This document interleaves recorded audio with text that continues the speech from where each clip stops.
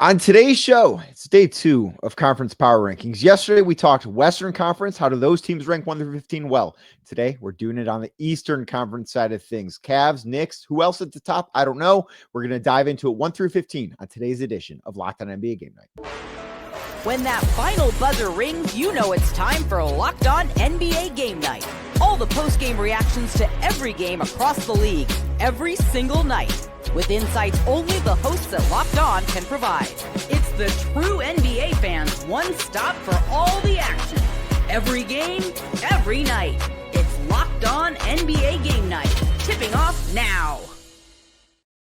What's up, everybody? My name is Danny Cunningham, and you might know me from Locked On Cavs, and you might know my co-host tonight, Camille Davis from Locked On Bucks, or in her normal Locked On NBA Game Night spot on Monday nights. I am not normally in this spot, filling in for Nick Ingstad tonight, but thank you for making today's show your first listen, or maybe even second listen. Thank you for finding this channel every single day. The best way you can help grow the channel is by subscribing on YouTube or wherever you get your podcasts. And if you are watching, do us a favor, hit that thumbs up button for us and hit that notification bell so you don't miss the latest from us here at Locked On NBA. And of course, today's episode brought to you by FanDuel. Football season right around the corner. We are very, very close, folks. So visit the FanDuel app today and start planning your futures bets now. On yesterday's edition of Locked On NBA Game Night, myself and Swipa did the Western Conference power rankings. So I thought there was no better person than somebody who covers a team in the Eastern Conference, and Camille Davis, to do the Eastern Conference power rankings. In a conference, Camille, I'm not sure as wide open as a lot of the national pundits might say it actually is.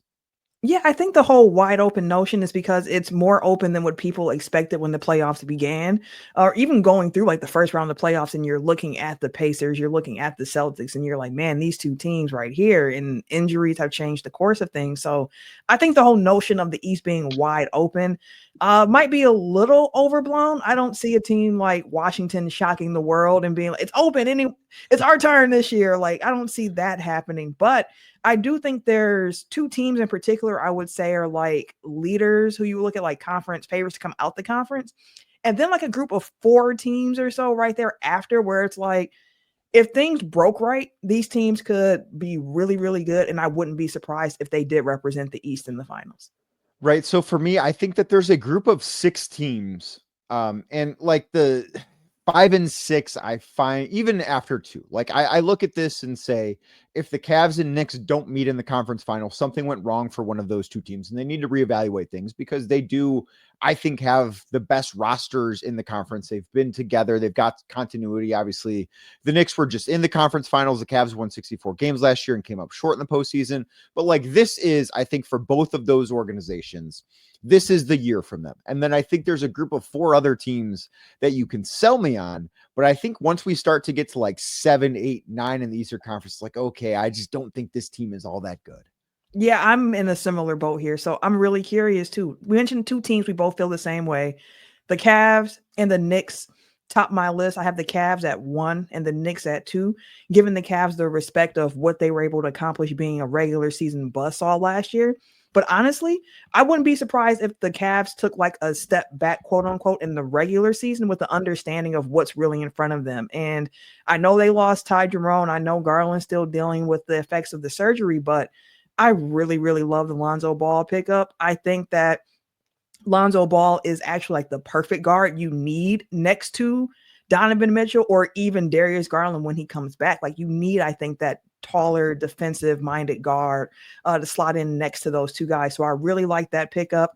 And the Knicks, I mean, we know the big pickup was the coaching switch this offseason, but adding Yabusele and as well as Jordan Clarkson over there to add a little bit more depth to that team, which we know they needed, I think is going to pay off big dividends for them this year too.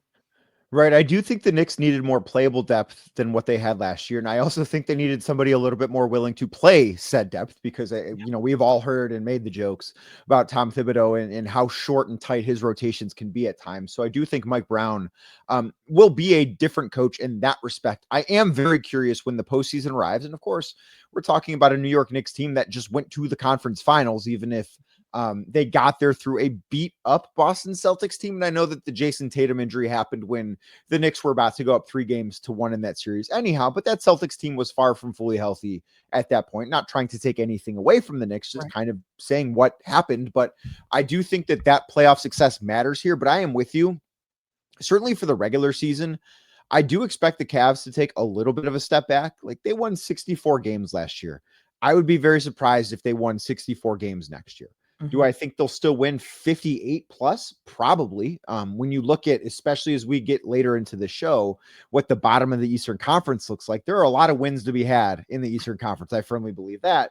So I do think that they have a chance, I think, this year to finish with the best record in basketball, because I also think with how deep the West is, and Oklahoma City maybe having a little bit of a championship hangover at the start, I think that the Cavs have the opportunity to finish with the best record in the NBA in the regular season.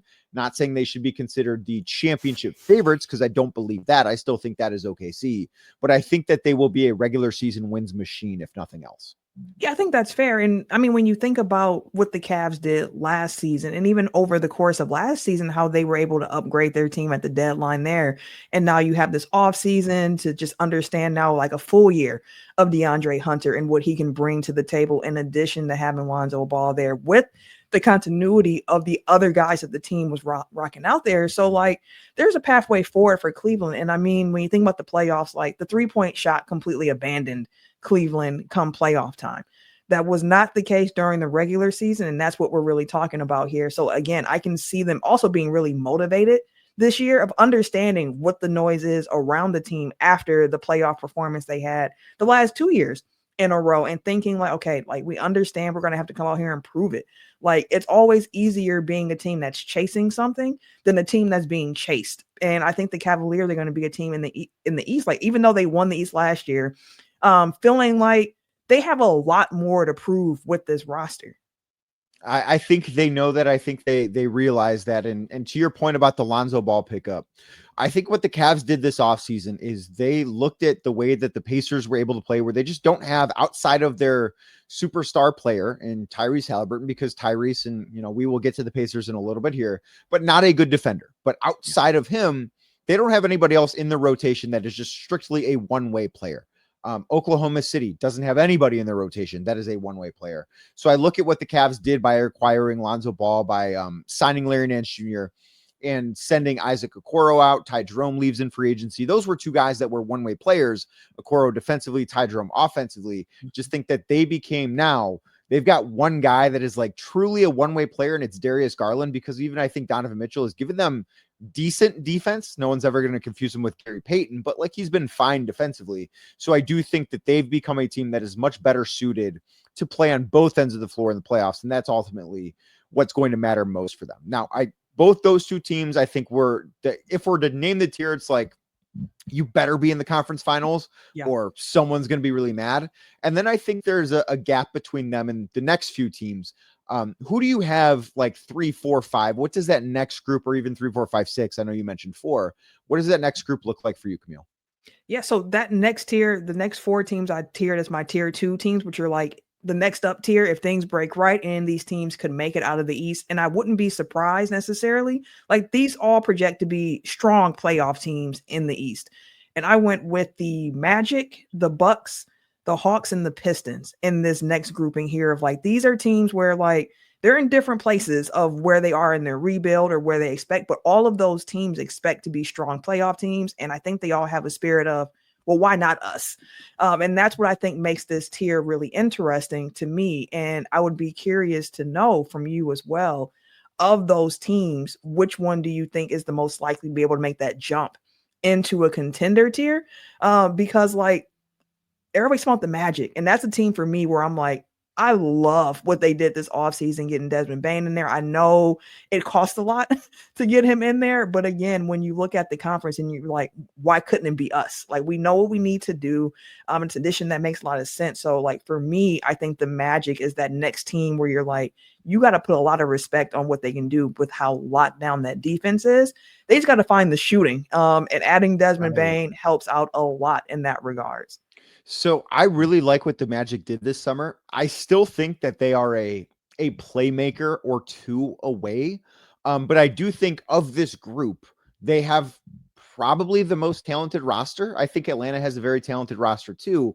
But I look at them and I see Desmond Bane is awesome. Paolo Banchero is, I think, somebody that like has top 5 MVP finishes in his future. I think he's fantastic. Franz Wagner was, playing excellent basketball before the oblique injury last year. And if you want to say it too, like Paolo's first 5 games last year before his oblique injury were fantastic. It's just that he got hurt and missed 6 weeks. So if you want to look at all those things, you can certainly make the case that they're the most talented group of or team of that group. I have questions about the creation because I look at their 4 players and I don't necessarily trust Jalen Suggs as that offensive playmaker, as that creator, and 2, as somebody that can stay consistently healthy. Like he has had so far in his career, really one healthy season. And that year he was awesome, but last year didn't play very many games. The year before was that healthy season where he was really good. And then the other seasons he's been in the NBA, he's not been able to stay on the floor.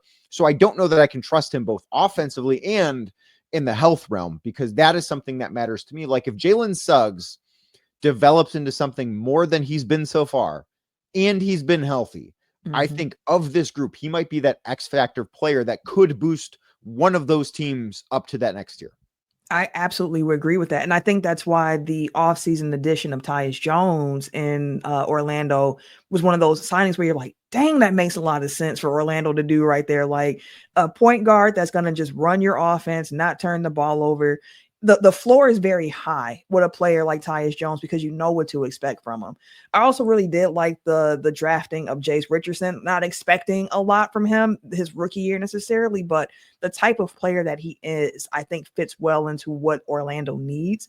But I agree with you about Jalen Suggs being of the utmost importance for them. But again, having a Tyus Jones adds a little insurance, but I don't think that's insurance that you would want to cash in for, 40 games without Jalen Suggs. And if that doesn't work out, I think they're going to be counting a lot on Anthony Black in his 3rd season. And that just might be asking a little bit too much for a guy that hasn't really proven that he can do as much offensively as he would need to do. But there are 3 other teams that I find interesting in that tier. We're not going to not talk about them, of course. There's a lot to get to there. So we're going to do that next right here on Locked On NBA Game Night. Today's show brought to you by OpenPhone. If you're running a business, you know that every missed call is money left on the table. Think about the last time that you had an urgent need, maybe a plumber or a different type of service provider because something maybe went wrong.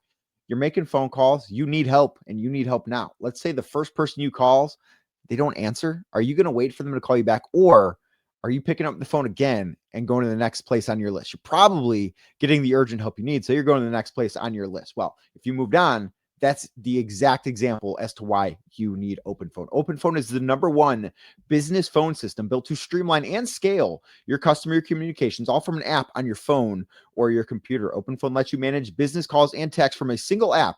Plus, the shared inbox feature is a complete game changer. Your team can jump into any conversation instantly without missing a beat. Plus, their AI agent handles after-hours calls, answers common questions, and captures leads so that you never miss a customer. Right now, OpenPhone offering listeners 20% off your first 6 months at openphone.com/LockedOnNBA. That is OpenPhone.com/LockedOnNBA, LOCKEDONNBA. And if you have existing numbers with another service, OpenPhone will port them over at no extra charge. OpenPhone, no missed calls, no missed customers. Thank you again for making the Locked On NBA Game Night your first listen today and every day. And as a reminder, we've got an important request here because Locked On wants to hear from you. We've put together a survey to learn more about what our listeners want and to make your favorite podcast even better. This is your chance to tell us what you like, what you don't like, and answer questions about our advertising. So go to lockedonpodcast.com/survey to get started. And everyone who completes the survey will be entered for a chance to win one of 10 $100 Amazon gift cards. Again, that is lockedonpodcast.com/survey, where you can find the link also in the show notes. And a big thank you for helping us out. So Camille, we talked about the Orlando Magic as the first team in that next tier in the Eastern Conference, a group of 4 teams that we both agree includes Orlando, Atlanta, Detroit, and Milwaukee in some order. I don't know that we agree on the order, but we agree they're in the same tier. I go with Atlanta 4th. I think they're a flawed team, but I see the upside. Like a lot of it is, and we just kind of had this conversation about Jalen Suggs and the injuries, but a lot of it is when Kristaps Porzingis and Trae Young are on the floor together, I think they're going to be really, really good. I just also see a world in which that happens for like 25 games next year, and that's it, because Kristaps Porzingis really struggles to stay on the floor. Yeah, that's the unfortunate part about it, like a talent like KP, where it's like when he's on the court, it's special. Like from everything we've heard, the illness that he was dealing with last year, that's behind him at this point. So at least that's something that we can say.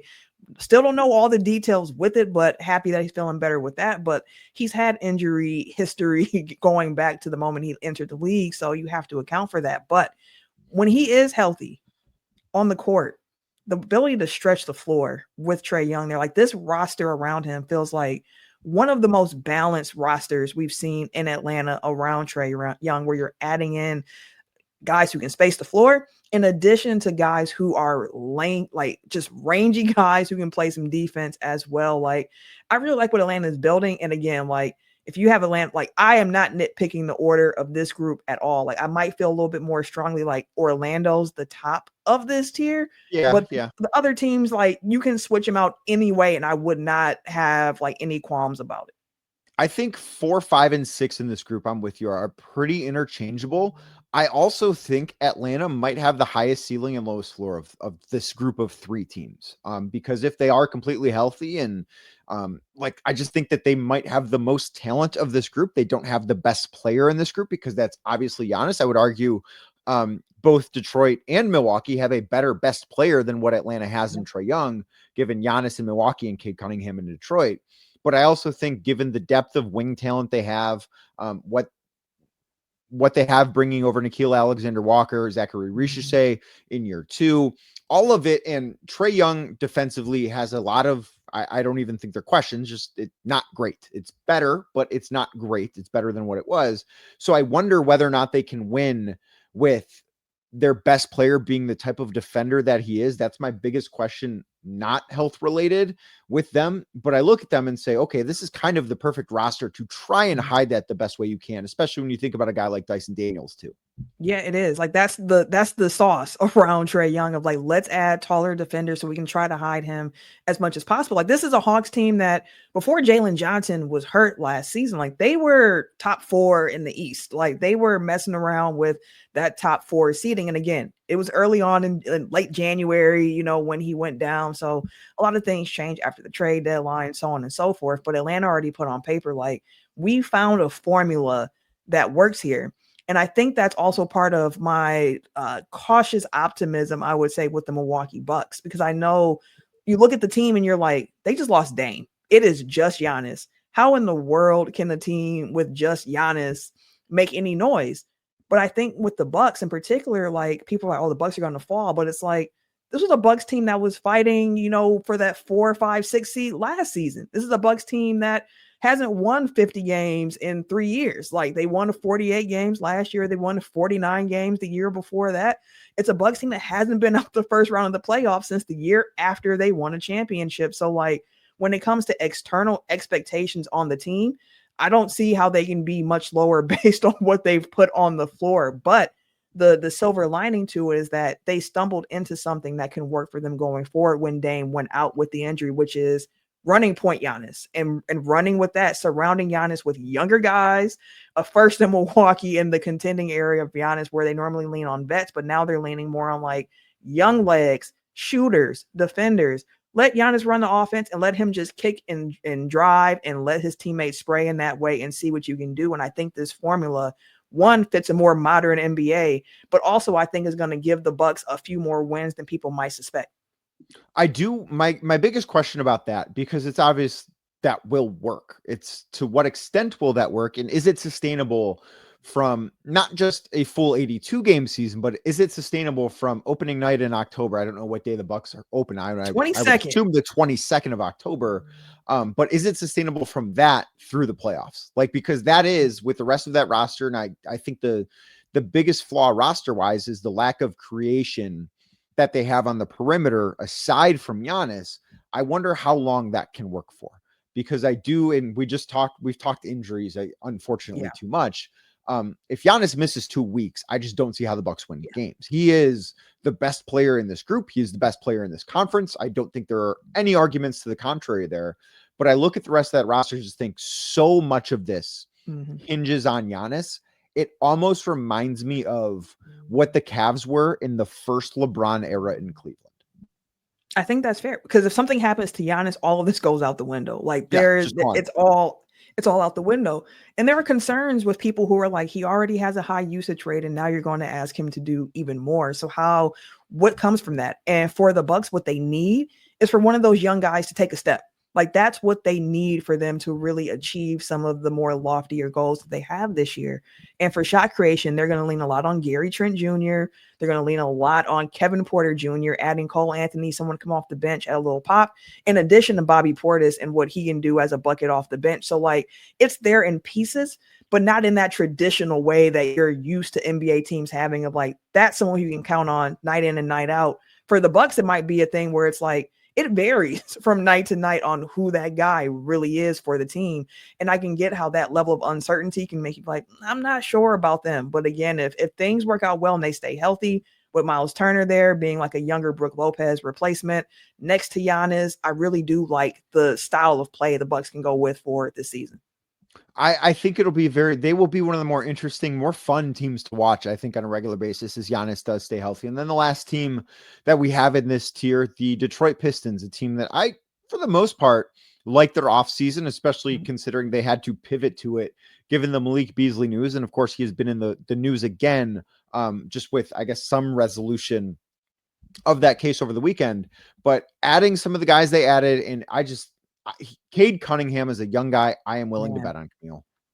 He is tough.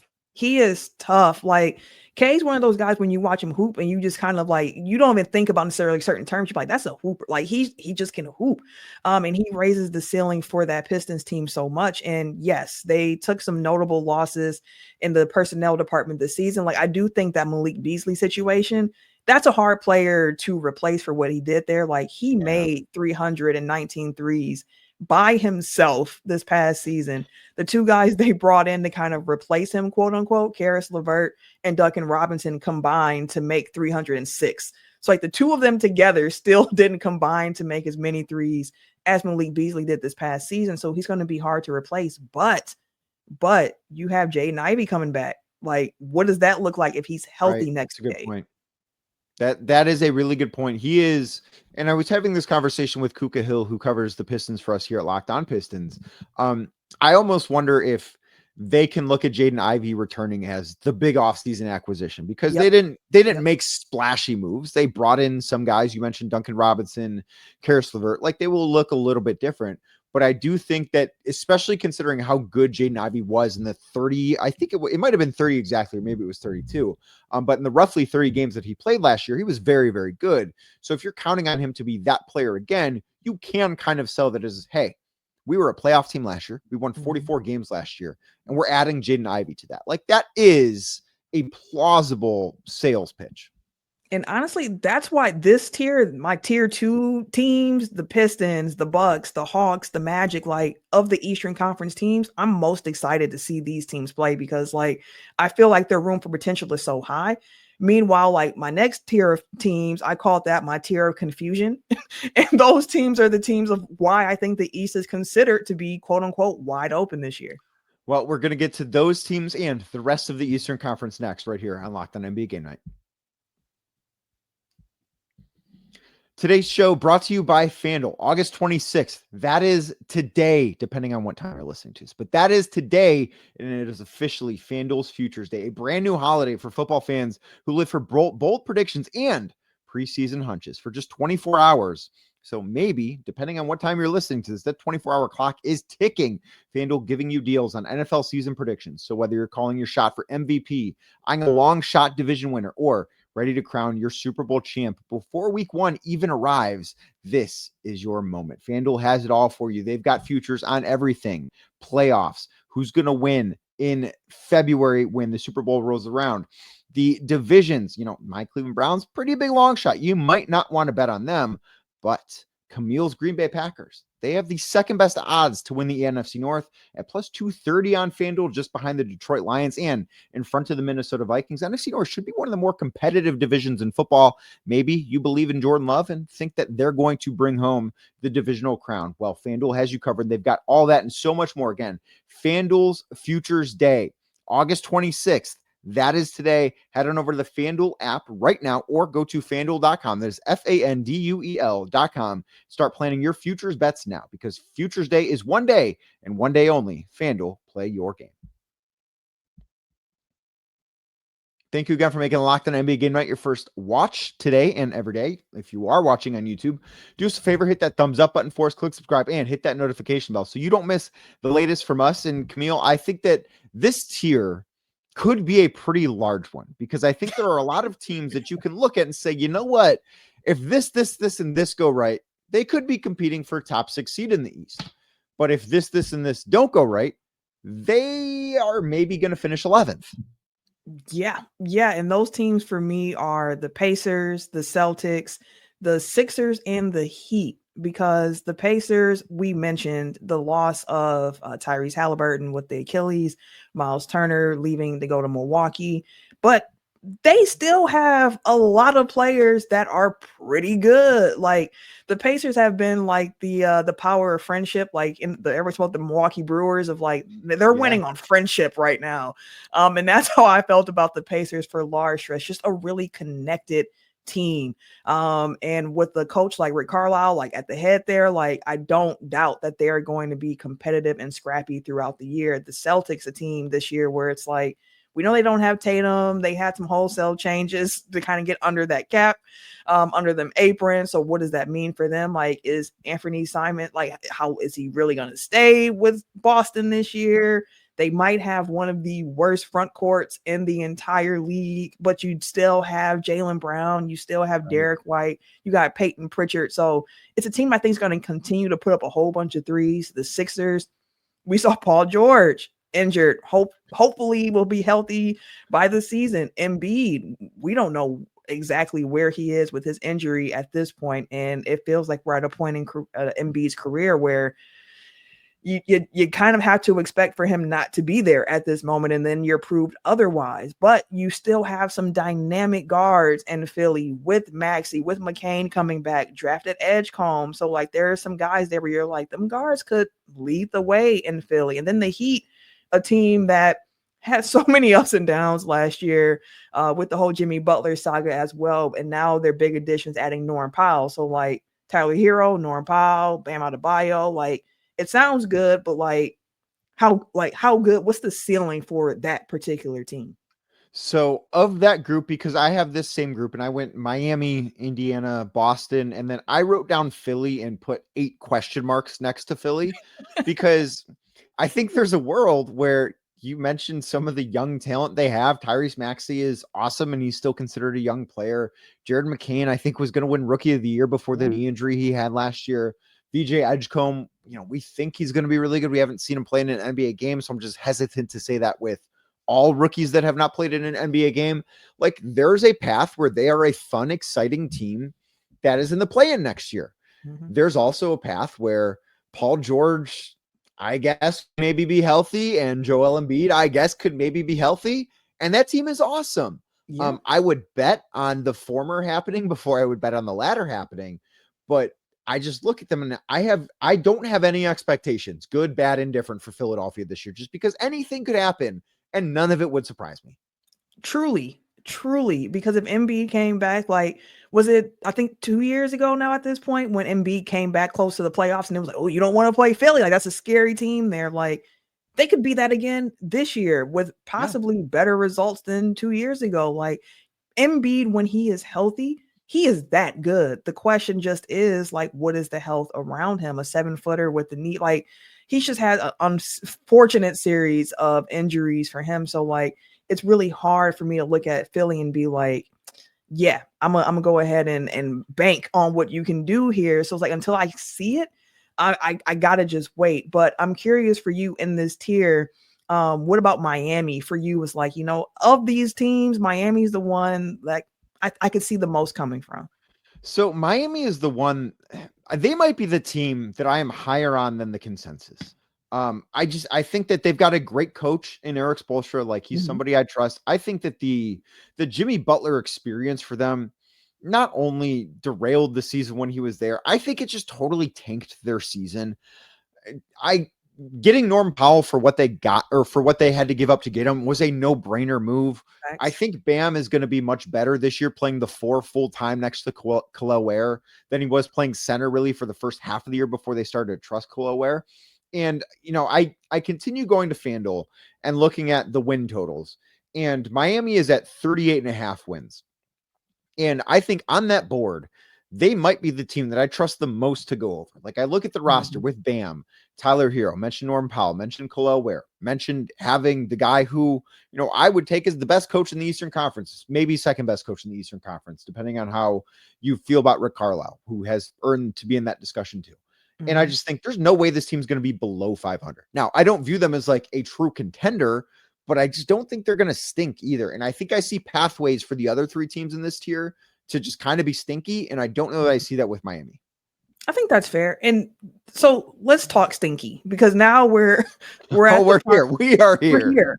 We're here. And I even separated the last 5 teams into 2 different tiers. I put the Raptors, the Bulls, and the Hornets in one tier here, and then kind of like the bottom out tier with the Wizards and the Nets. But the Raptors, of like when going through the East, I was like, I don't know what to expect from Toronto this year. Like they didn't do much this offseason, but really their big addition at the trade deadline when they brought over Brandon Ingram, who we did not see suit up for them at all last year. So that's going to be new. Like they have the pieces with Scotty Barnes, with like they have pieces where it's like, I'm interested, but I don't know how they all fit here.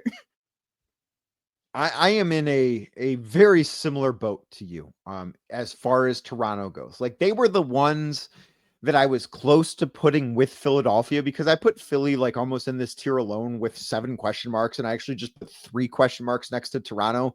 But like if Brandon Ingram is healthy and is a very efficient version of himself, I think I can talk myself into Toronto as like, hey, could they be the 8 seed depending on how things shake out other places? I think it's possible. I go up and down the roster, and I like Brandon Ingram. I like Scotty Barnes. I like Emmanuel Quickley. I like RJ Barrett. I don't love any of these guys. I like some of them. I think that they are just like the epitome of a mediocre right now Eastern Conference basketball team, which if they were in the West would be a bad basketball team, but because they're in the East, they're just like, whatever. Like that's the best I can that might be the nicest way I can talk about the Raptors right now. I think that's fair. And as we get ready to wrap here, like we mentioned in this tier for real, I had Toronto, I had Chicago, I had Charlotte, I had Washington, and then the Nets rounding that out. One last thought for me here. Charlotte, one of those teams, like I know terrible last year in many ways, won 19 games. But some of the things they did this offseason, like they're really doubling down on that youth movement of who they're bringing into their locker room as well. Like, again, if they can stay healthy, like Brandon Miller, LaMelo Ball, like I'm interested in just how they continue to grow. Now, they're not a team I think is going to shock people necessarily, but like I think this is a good first step season for them to kind of see what they actually have if they can all remain healthy. I think a big tell there will be, what does LaMelo Ball's shot selection look like in the first month? If he is taking shots that are like NBA caliber adult level shots, I feel good about Charlotte. If he's got a similar shot chart to what last year was, I don't think things are going to go very well, but I do think that the show went very well. So big shout out to Camille Davis. It's always a pleasure working with her. Make sure you go check out Locked On Bucks if you want to hear more from her. If you want to hear more from me for whatever reason, I'm over at Locked On Cavs, and thank you for making this show your first listen every day. You can find us anywhere you get your podcast, Apple, Spotify, or anywhere else. And of course, if you're watching on YouTube, do us a favor, hit that thumbs up button for us, click subscribe, and hit that notification bell. And the show will be back tomorrow talking more about the NBA.